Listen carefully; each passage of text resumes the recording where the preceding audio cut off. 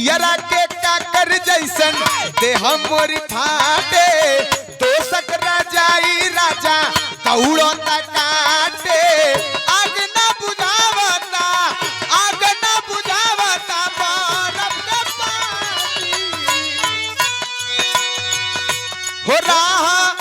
चलिला त टोकेला सोनार सैया जी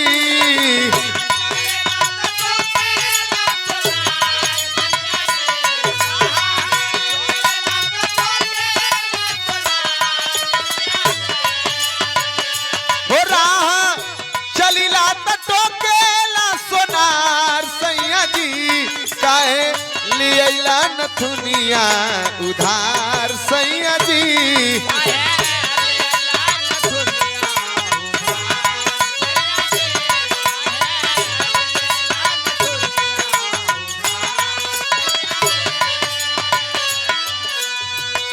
अच्छा भैया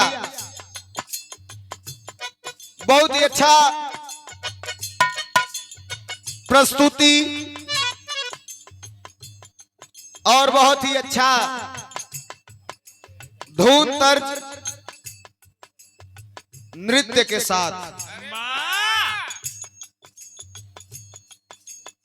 देखा सुने के मिलल है हमारे बड़का भैया सुधीर लाल यादव जी की ओर से और बहुत ही अच्छा मिशन का गीत वास्तव में मिशन होता क्या है ओकरे विषय में बतौलन है और इस महफिल में शानदारी से शिरकत कर रहे हैं समाज के धरोहर समाज के श्रृंगार जनप्रिय नेता नहीं समाज का बेटा और कलाकारों के गार्जियन शुभचिंतक हमारे महोदय अंजनी भैया जी भी बैठल हुआ आप भी पहले गावत रहलन ई गीत इस समय बड़ा ट्रेंड कैले रहल हो रहा चलिला त टोकेला सोनार सैया जी काहे लियला नथुनिया उधार सैया जी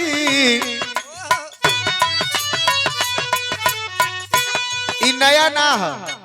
ई आप लोगन के जमाने में गावल है आप लोगन गौले हुआ हमरे गुरुजी लोगन गौले हुआ बतिया होता न हो खाली कहे का तरीका बदल गल है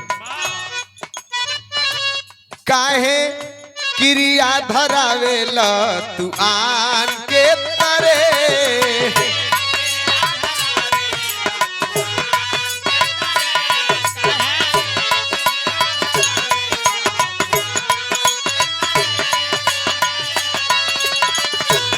काहे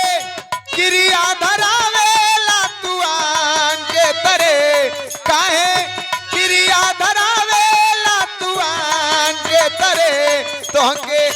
पुतरी में रखिलो परान के तरे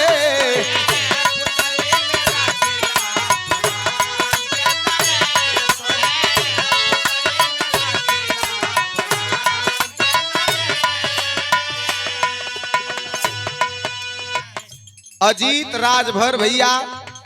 खड़ाने से 101 रुपया बहुत बहुत प्रणाम है कितना ही कुल गीत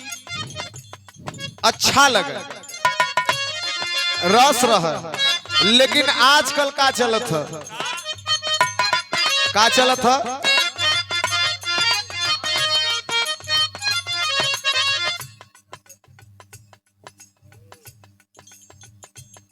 का चलत है वही दियरे में भुलाई गया का करके दियरा जैसे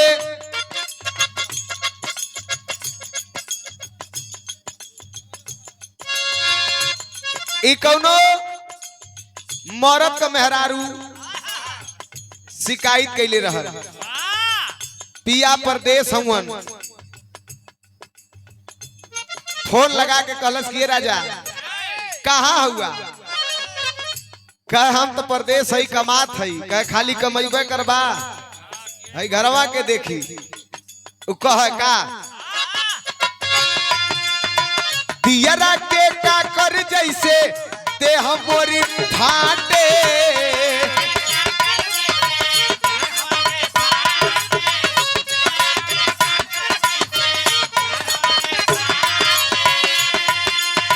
तो सकरा जाई रजऊ, तो सकरा जाई राजा कौड़ो तकाटे।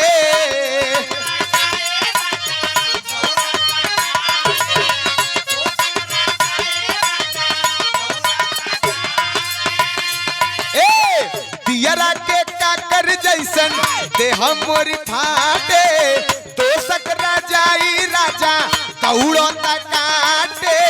आग न बुझावता,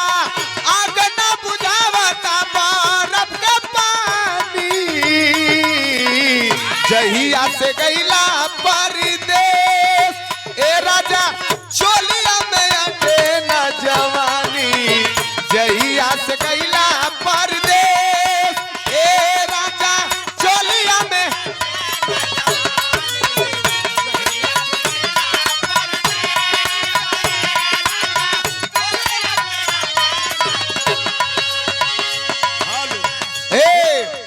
आग न बुझावता, आग न बुझावता बरफ के पानी,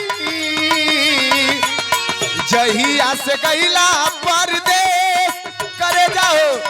चोलिया में अटन जवानी, जहिया से गईला परी।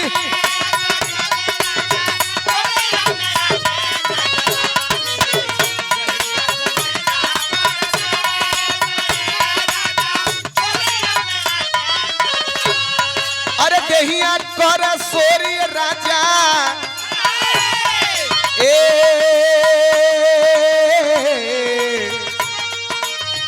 राजा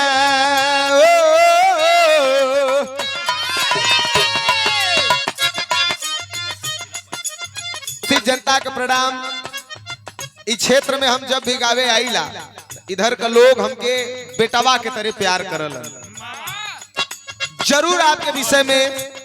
2-4 बार चर्चा हो जाए, चाहे तुलसीपुर का हमरे तुलसी आश्रम का हमरे राम सिंह भैया हो, चाहे हमरे आदरणीय धन्नू चचा हो, या फिर हमरे आप लालचंद चचा हो, जोगवा से पंकज भैया हो, पवन भैया हो, या धानापुर संजय यादव नेताजी हो। सभी आपके दीवाने हैं, आप समाज के धरोहर हैं, आपका समाज है और आप समाज के हैं। लेकिन मेहरारू कहत हो अरे देहिया कर सोरी राजा, देहिया कर सोरी राजा जोर लगावा बुद्धि को।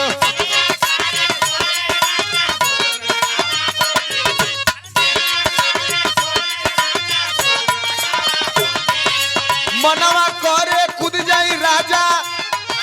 मनवा करे खुद जाई राजा छोड़ के अमरूदी पर।